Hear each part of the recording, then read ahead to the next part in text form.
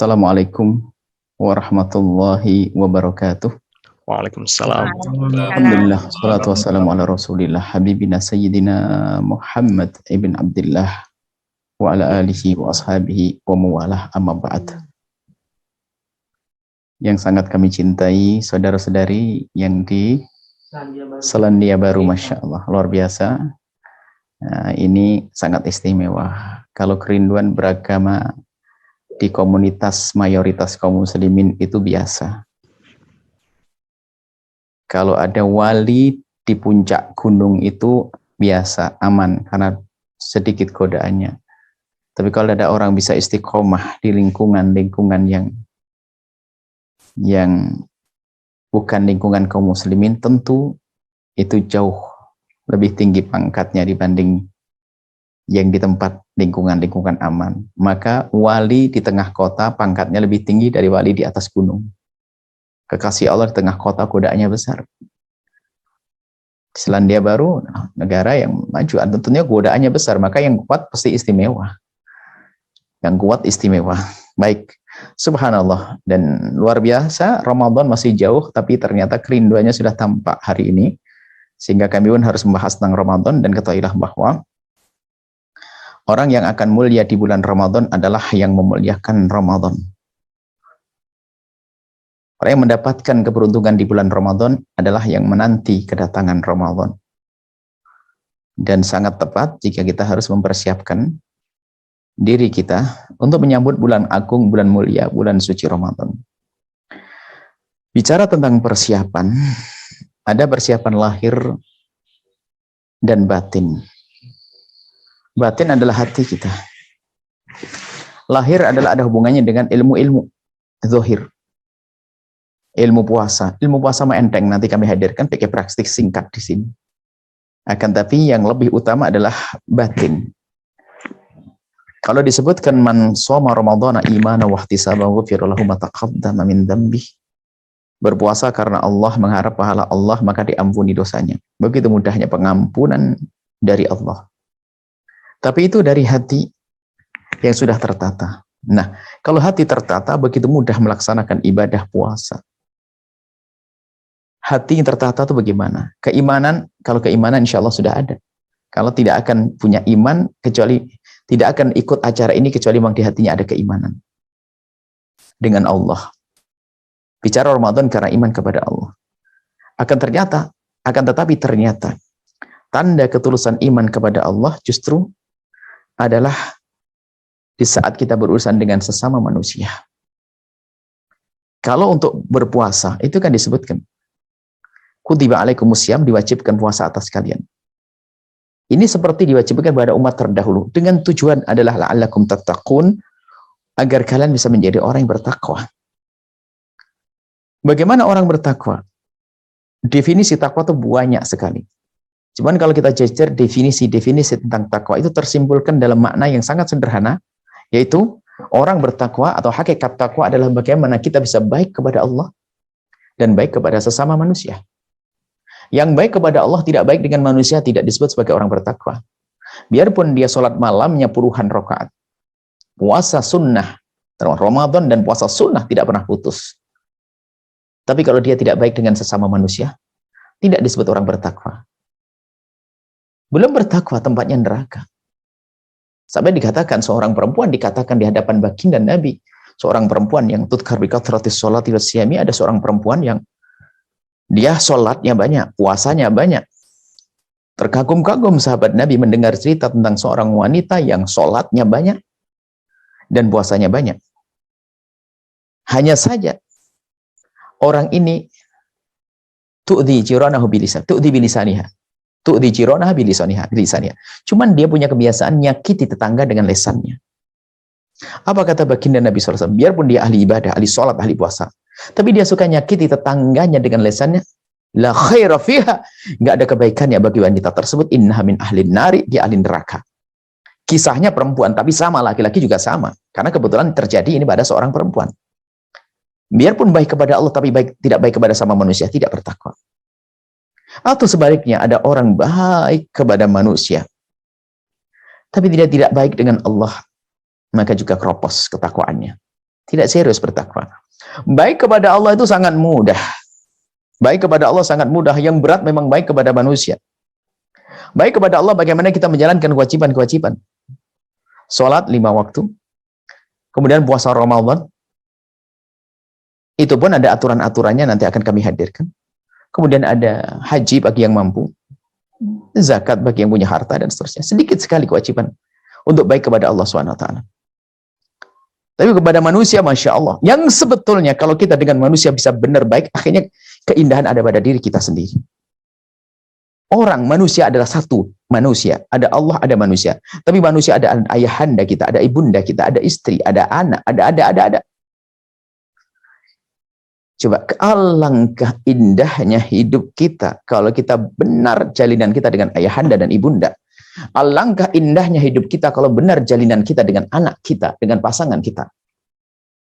Maka dikatakan bahwasanya jika orang bisa merajut kebahagiaan di dunia, maka itu muqaddimah bahagia di akhirat.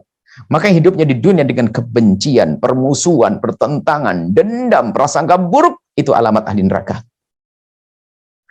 Maka yang perlu kami tekankan di sini untuk menjadi orang bertakwa, baik kepada Allah, iya. Urusan sholat dan nanti puasa Ramadan. Tapi ada yang perlu kita siapkan. Baik kepada manusia. Kuncinya di hati. Singkat, mari. Kita tata hati kita. Pastikan kalau kita akan memangkas dendam kita. Bukan tidak ada dendam. Oh, enggak ada. Semua dari kita ada potensi dendam. Potensi dengki. Potensi sombong. Karena di dalam diri kita ada hawa nafsu yang ammarah bisu. Memerintahkan pada kekejian. Hawa nafsu kita mengajak pada kekejian. Maka ada potensi dendam, ada potensi marah, ada potensi kita dengan dengki tetangga sukses, kita merasa gelisah, ada itu. Cuman kelebihan kita adalah di saat kita merasakan ada sakit, ada penyakit itu, kita perangi.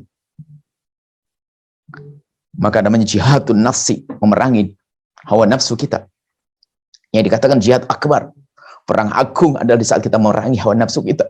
Yang mengajak kita untuk mendengki, saudara. Mengajak kita untuk benci. Mengajak kita untuk dendam, mengajak kita untuk sombong, ada di hati. Yuk kita perangi. Lalu bagaimana kita dengan sesama manusia? Singkat. Agar kita indah dengan manusia, pastikan. Setelah pertemuan ini Anda tidak mengeluarkan kalimat kotor untuk atau tentang saudara kita. Untuk saudara kita atau tentang. Artinya jangan ngomong kasar kepada kotor ke orang. Mencaci, mengolok, dan sebagainya. Jangan ngomong jelek tentang seseorang. Pastikan. Hari ini kita diajari untuk rusak. Komentar di WhatsApp, komentar di YouTube, komentar di media sosial. Yang mengajari kita untuk menjadi jelek sejelek-jeleknya. Capek secapek-capeknya. Karena kalau sudah orang di dalam dunia ada benci, dengki, dendam, capek hidupnya. Tapi si lapang hati, lapang dada tersebut yang hatinya penuh kasih dan cinta telah dipangkas kedengkian, dendam dan benci di hatinya, oh hidupnya tenang, seperti masuk surga, seperti di surga belum masuk surga. Pastikan Anda tidak berucap kalimat kotor. Kan ganti dengan kalimat baik. Saya pengen marah kepada dia. Mungkin semestinya saya caci dan olok dia. Mungkin dia kurang ajar, pinjam duit tidak kembali-kembali, menfitnah lagi. Daripada kita ngomong kotor, kita ganti dengan kalimat baik. Ya Allah, dia keterlaluan denganku, memfitnahku, meminjam uangku kepadaku, tidak kembalikan. Tapi dia beli mobil, beli motor. Ya Allah, berikan rezeki yang banyak dan mudahkan dia bayar hutang, ampuni. Ya Allah, jaga. Kita doakan doa-doa yang baik. Pastikan Anda mendengar suara kami saat ini. Kalau Anda tidak kuat, Anda tutup saja saat ini. Karena ini adalah kemuliaan yang sesungguhnya. Kita perlu menata hati kita. Ayo, kita tidak biasa dengan marah. Dengan dendam kepada seorang. Ya marah, tapi harus kita tumpangi dengan kebaikan. Saya marah kepada seorang, saya akan kirim hadiah esok hari. Nah, kalau kita sudah siapkan hati begini, puasa Ramadan indah. Bayangkan di Ramadan kita dengan emosi, dendam, dan amarah. Capek Ramadan, seorang suami yang bekerja keras mencari rizki untuk istrinya. Bayangkan, bekerja keras mungkin di bawah terik matahari yang panas. Tidak tahu Selandia Baru berapa jam di Ramadan tahun ini kira-kira? Musim panas sih. 16 jam. Waduh lumayan ya. Bayangkan, 16 jam. Ramadan tahun ini 16 jam. Bayangkan kalau di luar kita di bawah terik matahari 16 jam tak tahu mencarikan rizki untuk istri yang suka bikin panas, enak atau tidak kira-kira? Atau sebaliknya seorang istri yang lagi masak, menanak nasi di depan kompor yang panas hanya untuk suami yang suka nyelkit kalau ngomong bikin panas. Enak atau tidak? Nggak enak. Tapi coba kita bekerja keras, kita meres keringat banting tulang. Secapek apapun, tapi untuk orang yang tutur katanya lembut,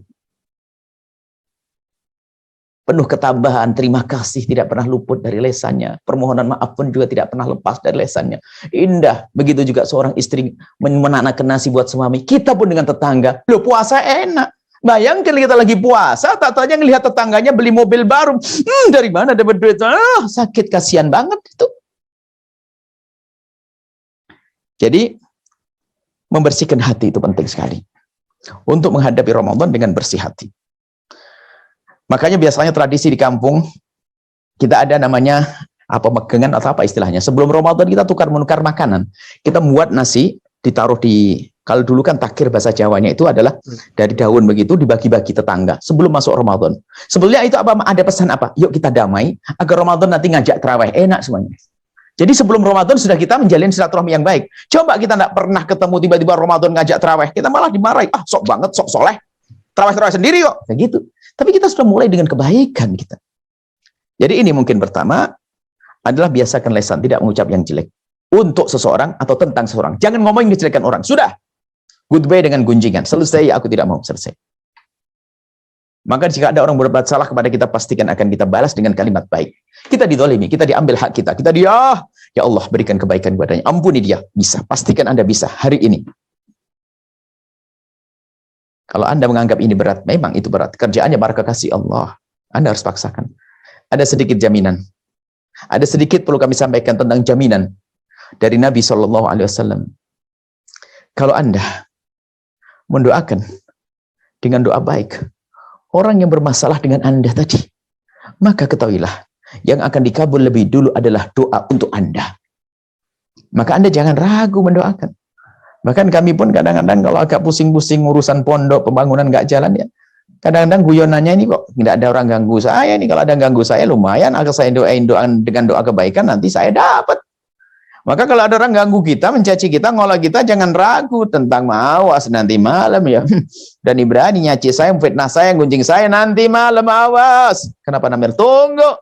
Dan ya Allah, temanku kurang ajar kepadaku, mencaciku, mengolokku, ya Allah, tambahkan rezekinya ya Allah. Malaikat menjawab, walaka bimithlin, kau dapat duluan. Kamu dapat duluan. Sudah, selama yuk kita menukar hadiah. Dan tolong, hadiah bukan setelah menjelang Lebaran saja, lebih utama saat ini menemukan hati. Baik.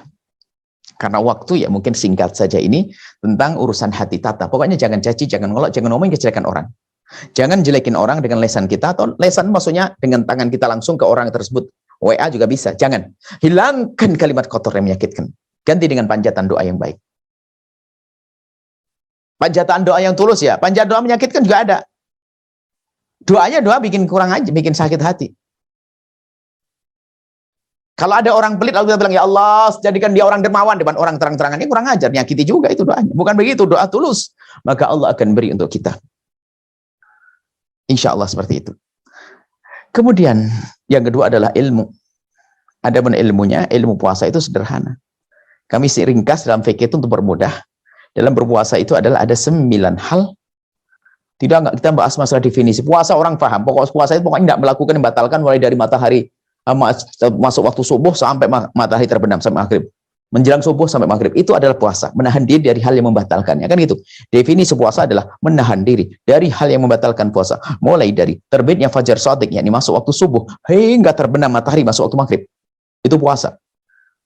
Cuman kan kita harus tahu apa sih yang membatalkan puasa, kan begitu. Maka kami singkat ringkas 9 hal yang membatalkan puasa dan 9 orang yang tidak wajib berpuasa. Tidak tahu Anda pengen yang mana duluan, kan begitu. Membatalkan puasa adalah pertama, contoh saja, nanti akan saya jabarkan. Barangkali sebelum Ramadan ada lagi pertemuan, saya akan bahas tentang fikih atau cari fikih kami. Yang membatalkan puasa yang pertama adalah yang pertama, memasukkan sesuatu ke salah satu lubang yang 5.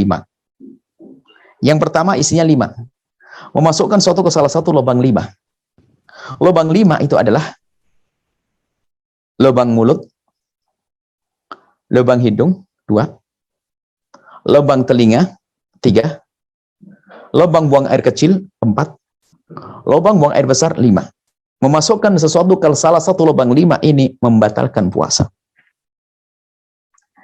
Cuman harus ada penjelasannya, maksud memasukkan itu di mana sih? Ada rinciannya, itu dalam fikih praktis kami sebutkan satu demi satu, dan memang sengaja itu fikih kami buat sepraktis mungkin, artinya biarpun tidak pernah belajar agama, membaca dia paham, bisa ngajar yang lainnya. Memasukkan ke lubang mulut itu artinya menelan. Selagi tidak menelan maka tidak batal puasa.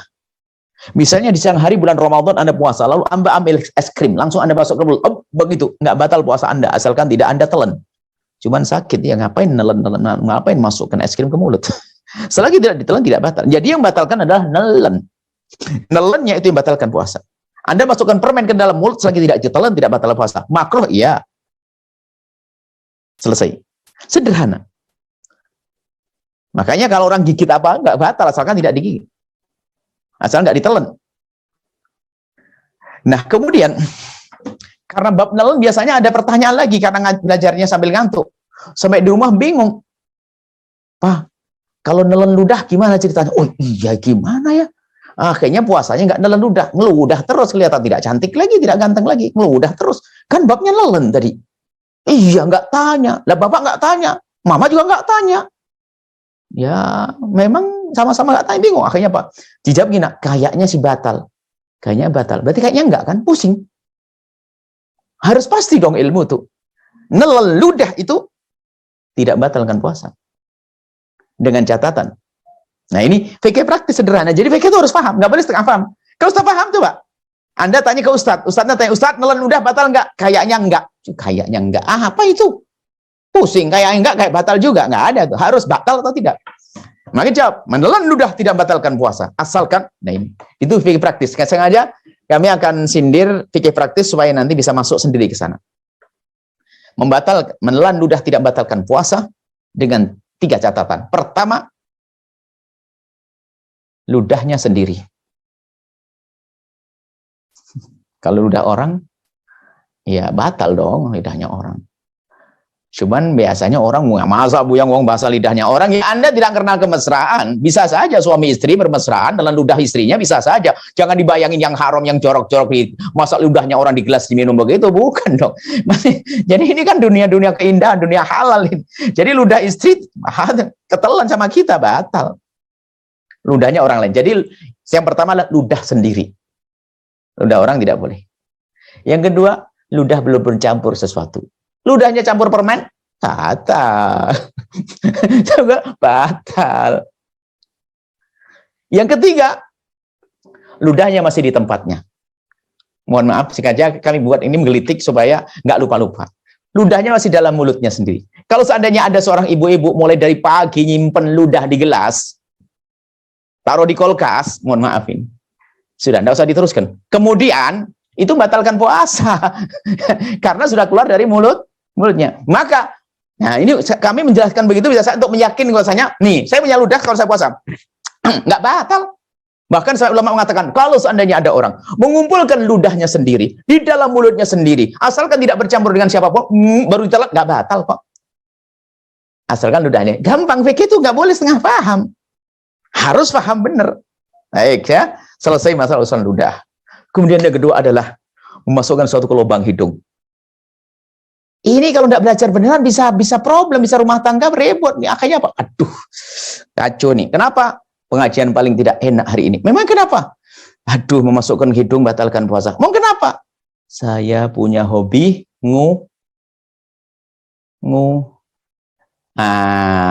akhirnya dipikir kalau bersihkan hidung batalin puasa. Jangan-jangan begitu, salah paham, ngajinya ngantuan. Ya, harus jelaskan. Yang dimaksud membatalkan puasa masukkan ke lubang hidung adalah memasukkan sesuatu, tangan atau apapun ke wilayah yang atas. Kalau seandainya itu air, kita akan merasakan panasnya gerak atas sini. Jadi kalau wilayah bawah, bukan di atas, bukan di tempat yang kalau kita sentuhkan akan ingat apa sekarang antigen, swab ya. Nah itu bukan pembahasan hukum swab batal atau tidak kan di sana. Ini babnya baru. Jadi yang gerak panas, itu batalkan puasa. Nah, maka dari itu kabar gembira. Bagi siapapun yang punya hobi ternyata tidak batal puasa.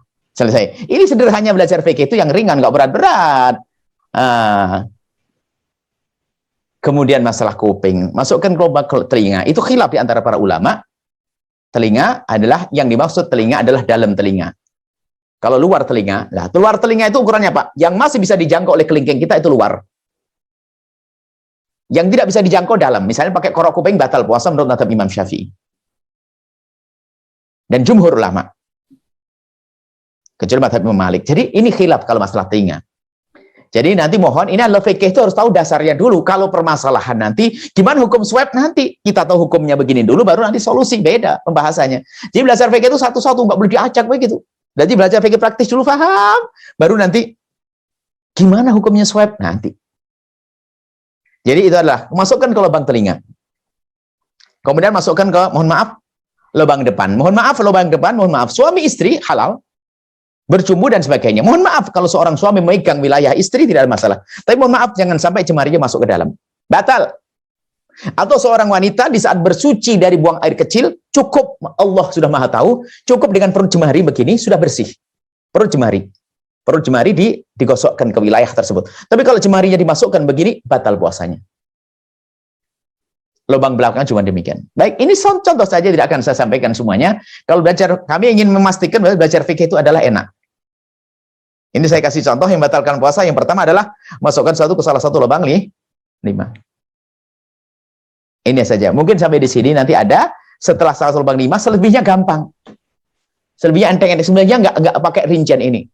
Kayak melahirkan, itu apa nifas atau haid, itu kan sudah ada aturan sendiri. Hubungan suami istri gampang. Yang paling berat ini, selebihnya gampang 9. Nanti ada 9 orang yang tidak wajib berpuasa. Harus tahu, jangan kita memaksa orang. Misalnya kita adakan tamu. Kita adakan tamu dari Indonesia, musafir. Di Selandia sini, musafir. Di rumah kita hanya 3 hari. Ya nggak boleh kita paksa puasa. Tinggal kita ngomong ke tamu kita, wahai tamuku yang terhormat, Anda kan bepergian, besok mau puasa atau tidak? Kalau puasa saya bangunin untuk sahur, kalau tidak besok pagi saya buatkan sahur yang buka yang enak. Nggak boleh kita paksa dong, nanti ada ilmunya begitu tuh.